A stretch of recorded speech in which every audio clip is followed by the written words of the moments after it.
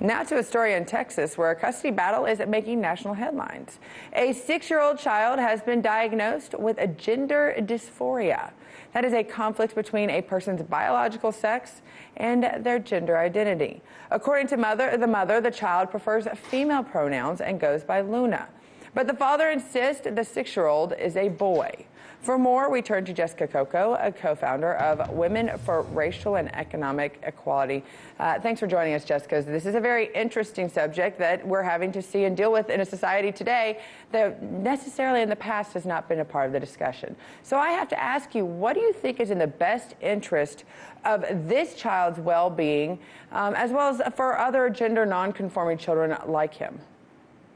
Well, I think it's very important that these children are loved for themselves and that they're also taught self-acceptance. Children should not be forced into adult ideologies, and they shouldn't be forced into sex stereotypes. Well, so you said that a child should be loved, and I think across the board, both parents obviously feel like, to them, that they are showing him love. It's just a different definition of it. So we have seen in numerous media reports that rates of referrals to children in gender clinics have skyrocketed in recent years.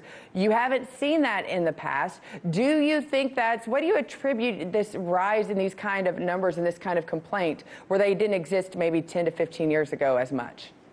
Well, it's an internet trend. It's a social contagion. It's like fashion. It's like back in the day where everyone had to have a Cabbage Patch child or the Rubik's Cube. Children are very prone to fashion. They want to be fashionable. They want to be cool.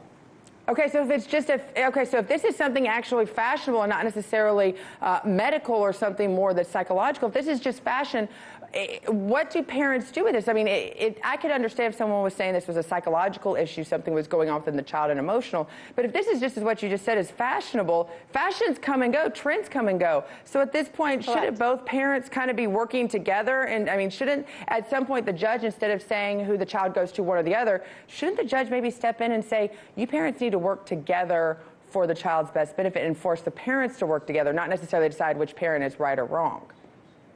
Well, I completely agree. Of course, both parents should be working together, and it's a sad shame that that's not happening. But evidently, they're coming from two different places. You have a situation where the father wants the child to be left alone, to be able to explore life and his own sexuality eventually, and you have the mother who basically is not allowing that to happen. She has made a decision for the child who's too young to make any decisions. I'm sorry, but when I was 3, 4 years old, there were times I thought I was Wonder Woman or Spider-Man or Superman. But that's not, you know, you're a child. You don't know any better. And this child obviously doesn't know any better either. Well, he's a child. He doesn't have the critical thinking skills that an adult would ever have. Absolutely, and this is where parents have to be parents and actually and use the wisdom that they have on it. Well, thank you for joining us. Like I said, this is a discussion that's going to continue on, and also kind of is an interesting situation that parents today are having to face that parents maybe 20 to 30 years ago did not have to face with the media and the world that they lived in.